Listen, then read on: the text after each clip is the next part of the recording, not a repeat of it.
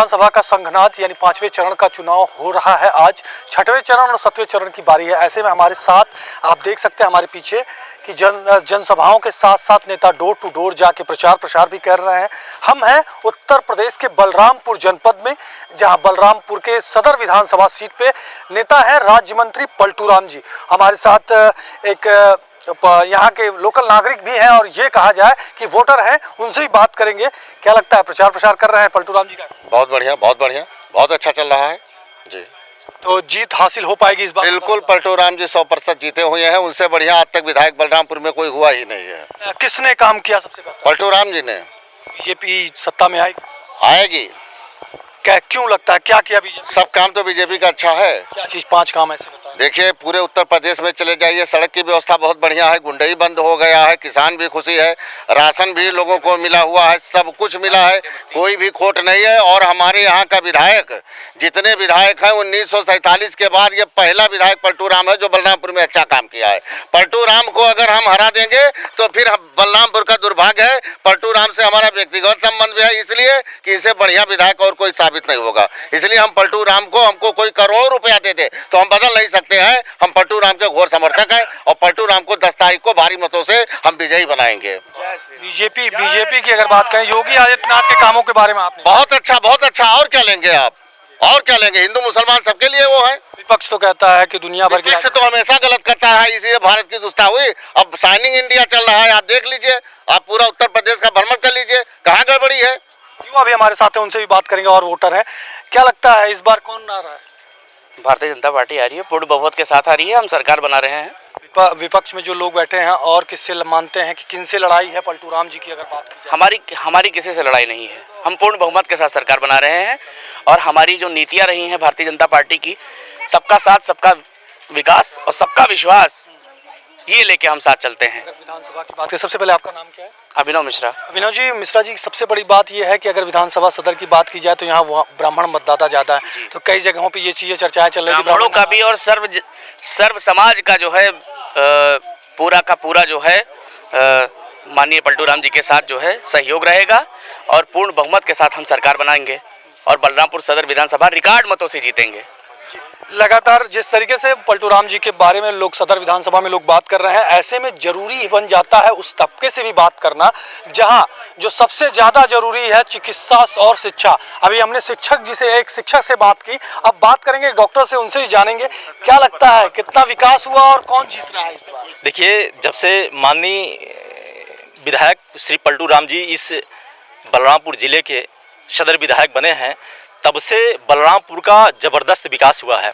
ये कोई नहीं जानता था कि बलरामपुर की नगर पालिका कभी आदर्श नगर पालिका के रूप में घोषित होगी, लेकिन माननीय जी ने इस चीज़ को कराया। ये कोई नहीं जानता था कि ओवरब्रिज जो क्रॉसिंग पर बन रहा है ये कभी बन पाएगा, ये सपना पूरा होगा, लेकिन ये माननीय जी के कार्यकाल में हुआ है। कभी कोई नहीं जानता था कि जो बाईपास बगल से निकल रहा, सखुइया बाईपास निकल रहा, जो ओवरब्रिज को क्रॉस करता है, ये कोई नहीं जान पा रहा था कि ये बन पाएगा कि नहीं बन पाएगा। डेली यही चलता था, हर सरकारों में चलता था कि ये कार्यक्रम कर दिया गया है, इसका नापजोख हो गया है, योजना में आ गया है, लेकिन ये नहीं हो पा रहा था कब ये फाइनल होगा। लेकिन माननीय पलटू राम जी के कार्यकाल में ये चीज़ फाइनल हुआ। इस जिले के तमाम ऐसे कार्य हुए हैं माननीय पलटू राम जी के वजह से कि जिसका कभी कोई उम्मीद भी नहीं किया हुआ था। इसलिए पूरी जनता, बलरामपुर की पूरी जनता माननीय जी के साथ में है और साथ में रहेगी। और हम लोग तो ऐसे हैं कि राष्ट्र निर्माण में हम सभी लोग अपना सहयोग देने के लिए आतुर हैं। आप तो देखते होंगे कि जनता कितनी साथ में है और पूरे बीजेपी को लाने के लिए पुनः एक बार आतुर है पूरा देश कि हमारे देश में, हमारे प्रदेश में, हमारे जिले में अगर कोई आवे तो केवल बीजेपी का ही सदस्य आवे, बीजेपी का ही विधायक बनकर के चुन करके आवे। अखिलेश यादव की बड़ी जनसभा हुई, अखिलेश यादव की जनसभा के बारे में क्या कहेंगे? देखिए, माननीय जो अखिलेश यादव जी हैं वो भी पूर्व मुख्यमंत्री रह चुके हैं, लेकिन जिस तरह से उनके यहाँ के लोगों ने अपना वक्तव्य देना शुरू कर दिया है, ये अशोभनीय होता है। ये समाज के हित में जो लोकतांत्रिक व्यवस्था है उसमें ये चीज़ नहीं होता है। हाँ, आप अपना वोट मांगे, लेकिन एक प्रेमत्व के तरीके से मांगे, क्योंकि अब हर जनता जागरूक हो चुकी है। वो ये नहीं चाहती है कि किसी को अपमान करके आप किसी से वोट ले लें, क्योंकि अब वो सब चीजें समय खत्म हो चुका है। की वाणी पे निश्चित तौर पे अंकुश लगाने की जरूरत है। जिस तरीके से डॉक्टर साहब ने कहा कि जो अमर्यादित टिप्पणियां करते हैं, और भी लोग कुछ हैं हमारे साथ, उनसे भी बात करेंगे। ग्राम सभा के लोग हैं, विधानसभा के लोग हैं, उनसे भी जान कितना विकास हो पाया है। बहुत विकास हुआ, सड़क बना, पुल बना, और क्या चाहिए। योगी जी के साण तो कहते हैं लोग, ये किसानों के अब साढ़ किसान ही छोड़े हैं, कोई योगी तो छोड़ी नहीं है, किसान ही तो छोड़े हैं साढ़, योगी तो छोड़ी नहीं। और अपन अपन जो गाय दूध पी लें तो गाय छोड़ दें। दुनिया भर के पैसे खर्चा किए गए, दुनिया भर के हाउसिंग बोर्ड बना के और साणों को रोकने के लिए उनके लिए दुनिया भर की चीजें बनाई गई, क्या उससे लाभ नहीं? हुआ तक पहुँचबे ही नहीं कहीं नक्कल साढ़। हाँ अभी वहाँ खुटियाना बना है यहाँ से 12 किलोमीटर, और यहाँ 5 साढ़ ले जाके तो कौन में जाइए। बिल्कुल बिल्कुल, आपसे मैं यही चीज जानना चाहता था कि यहाँ से साढ़ नहीं पहुँचे तो सरकार एक मोटर लावा है कि जो ऐसे नीचे करके गाय को कर दे उठाए को हम ढाई देते है, तो कलेक्टर ही के गेट पर 12-14 गाय ले गए, के बाद कब भाव नहीं जावा। वही चीज मैं जानना चाहता था। योगी आदित्यनाथ तो लगातार ये चीजें करते रहते हैं कि किसानों के लिए बेहतर काम किया हमने और ये साणों को पूरी तरीके से रोक दिया है, मगर साढ़ जैसे 12 किलोमीटर दूर है वो, तो वहाँ पर क्या है लाद को उनका 15 साढ़ लेके गई हैं, और नगर पालिका वाले ले जाते हैं तो उनका खाली जो अधिकारी के आगे गाय गोरू रहते वह लाद चला जाते, मतलब चिन्हित स्थानों हाँ चिन्हित स्थान से ले जाते। अब छुटा रही तो परेशानी नहीं है, चली है निश्चित होगी। प्रधानमंत्री जी ने कहा है उस पर भी व्यवस्था बनाई जाएगी। 10 मार्च के बाद जो है सारी की सारी जो है जो समस्याएं किसान की थोड़ी सी रह गई हैं उसको भी हम पूर्ण तरीके से जो है खत्म कर देंगे। उन्होंने कहा कि जो गाय उस पे कार्य हो रहा है, उस पे कार्य हो रहा है, उस पे निरंतर कार्य हो रहा है। शासन प्रशासन दोनों लोग एकजुटता के साथ जो है काम कर रहे हैं और जो है उस पे भी जो है ये देखा जा रहा है कि किसान उसमें परेशान ना हो। जी और इस तरीके से अब एक और बात कर लेते हैं, आपसे जानकारी और ले लेते हैं क्योंकि किसानों के बारे में अच्छी जानकारी आप दे रहे हैं, तो और भी लोगों से बात करेंगे, मगर फिलहाल एक चीज़ की जानकारी, एक चीज़ की मैं चाहता हूँ। किसान आंदोलन हुआ बड़ा, और अगर बात करें पूरब की तरफ की बात करें और खासकर बलरामपुर, गोंडा, महाराजगंज, गोरखपुर, योगी जी, तो लगातार किसानों का विरोध रहा पश्चिम में भी और उत्तर प्रदेश के इधर साइड में भी आज लगातार रोष चल रहा, जगह जगह प्रचार प्रसार से भी चल रहे हैं किसानों के लिए कि किसानों के हित की सरकार नहीं रही। किसानों के हित की सरकार आप खुद ही देखे हैं कि माननीय मोदी जी द्वारा, माननीय योगी जी द्वारा कितना किसानों के लिए किया गया है। हर किसान सम्मान निधि दिया जा रहा है और इसके बाद जो है घर घर राशन की जो व्यवस्थाएं राज्य सरकारों केंद्र सरकार द्वारा दिया गया है, ये किसानों का सम्मान ही तो है और क्या है। तो कहता है भीख दे के सरकार चलाना चाहती है। भीख नहीं है ये उनका अधिकार है, ये उनका अधिकार है जो उनको अब मिल रहा है। पहले भ्रष्टाचार होता था, करोड़ों रुपए जो है अपने जेब में, अपने बैंक में लेके और विपक्षी जो है सब ले लेते थे। आज वही पैसा जनता को, जनता के लिए राशन मिल रहा है। आज 22 घंटे बिजली मिल रही है ग्राम सभाओं को। आज ये इतने अच्छे जो है पुल के, सड़क के निर्माण हो चुके हैं। चारों तरफ जो है अटल जी के नाम पे आज हमारे यहाँ मेडिकल कॉलेज बन चुका है, 4 मंजिला इमारत खड़ी हो चुकी है। हमारे साथ आ चुके हैं उत्तर प्रदेश के राज्य मंत्री पलटू राम जी, सदर विधानसभा सीट से प्रत्याशी भी हैं इस बार भाजपा से। अगली चुनाव में उन्होंने जीत दर्ज की थी, अब उनसे ही बात करेंगे। क्या लगता है पलटू राम, इस बार जीत हासिल हो जाएगी? फिर इस बार जनता सारे रिकॉर्ड को तोड़ करके बहुत भारी मतों से जिताने का काम जनता हमको करेगी। अगली बार 20,000 के पार थे, क्या इस बार कितने के पार? 50,000। अगले बार जीत की बात मैं कर रहा हूँ। अगली बार मैं 25,000 से वोट से जीता था जब कांग्रेस और सपा का गठबंधन था, और 2019 में जब सपा बसपा का गठबंधन था लोकसभा में तो 29,000 वोट से हमारे प्रत्याशी जीते थे। दोनों को जोड़ दीजिए 29 और 25 को, आप स्वयं आंकड़ा लगा लीजिए कि 50 मंत्री जी एक चीज और है, अगर जनता के बीच के ऊपर की बात ना करते हुए विकास कार्य चल रहे हैं अगर, तो कितना विकास कार्य योगी सरकार में आप मंत्री भी रहे, कितना विकास कार्य बलरामपुर को मिला, और क्या कुछ है कि इस बार जब गद्दी पे बैठेंगे तो और दुगनी रफ्तार के साथ क्या कुछ बचा हुआ है जिसको पूरा करें? ये जनपद बलरामपुर का गठन 1997 में हुआ था गोंडा से अलग होकर के। तब से यहाँ के लोगों के लिए बाईपास बनाने की एक बहुत बड़ी समस्या थी, जिस बाईपास को, फुलवरिया बाईपास को हमने बनवाने का काम किया है। बलरामपुर में श्रद्धेय अटल बिहारी वाजपेयी जी के नाम से मेडिकल कॉलेज का निर्माण चल रहा है।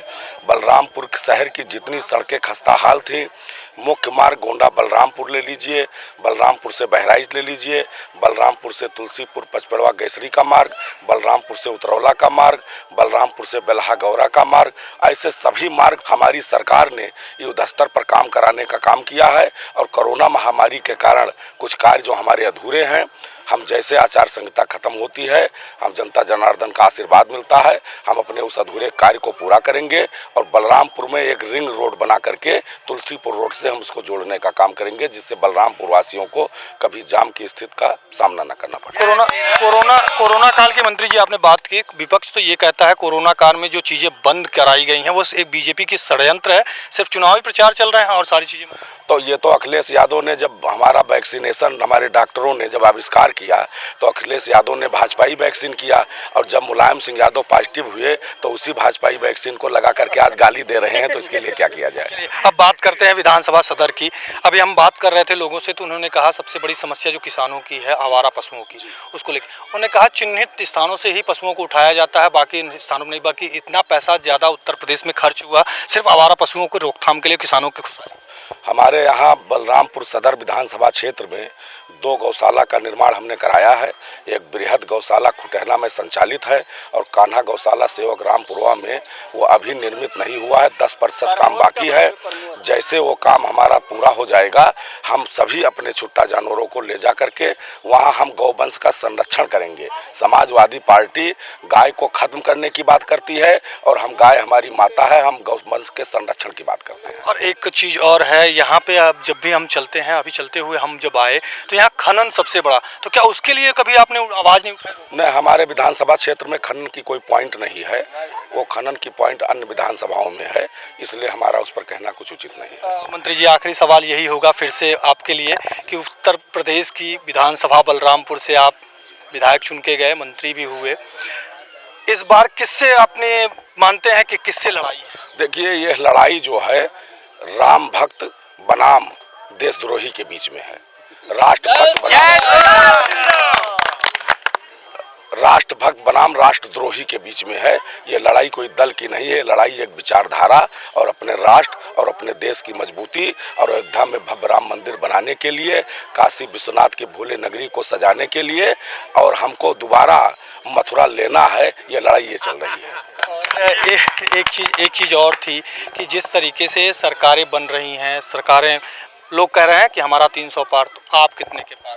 देखिए, भारतीय जनता पार्टी 10 तारीख को मतगणना के बाद आप ये देख लीजिएगा कि उत्तर प्रदेश में 2017 के रिकॉर्ड को तोड़ते हुए योगी जी दोबारा मुख्यमंत्री बनने वाले हैं। बड़ी सभाएं हो रही हैं, बड़े नेताओं की सभाएं हो रही हैं। उस दौरान ये कहा जा रहा है कि अभी अखिलेश यादव ने हाल ही में कहा कि अभी सभा के दौरान कि टिकट कट गया है, बाबा जी का घर जा रहे हैं। देखिए, उनके घर में जो लड़ाई चल रही है, उनके चाचा शिवपाल से पूछिए कि उन्होंने सीट भी नहीं दिया। तो अखिलेश यादव और माननीय योगी जी में यह तुलना जमीन आसमान का अंतर है। एक संत है और दूसरा जातवाद की लड़ाई में झोंक करके जिन्होंने सरदार पटेल की तुलना जिन्होंने जिन्ना से किया, आप उनकी सोच को और योगी जी की सोच में जमीन आसमान का अंतर है। वो कुछ भी कह सकते हैं, और योगी जी एक संत हैं और इस देश और राष्ट्र की एक धरोहर हैं। बसपा और कांग्रेस को किस जगह? देखिए, बसपा और कांग्रेस दोनों लोग और समाजवादी पार्टी, इन तीनों की आपस में लड़ाई चल रही है और भारतीय जनता पार्टी सीधे जा रही लखनऊ की तरफ। बीजेपी की बी टीम कहा जा रहा मायावती को। देखिए, बी टीम कहा जा रहा है, हम बहन जी का सम्मान करते हैं और हमने उस समय भी सम्मान किया जब यही समाजवादी पार्टी के गुंडों ने स्टेट गेस्ट हाउस कांड में उनकी जान लेने की कोशिश की, तो हमारे पार्टी के कद्दावर नेता स्वर्गीय ब्रह्मदत्त द्विवेदी ने उनकी जान को बचाने का काम किया।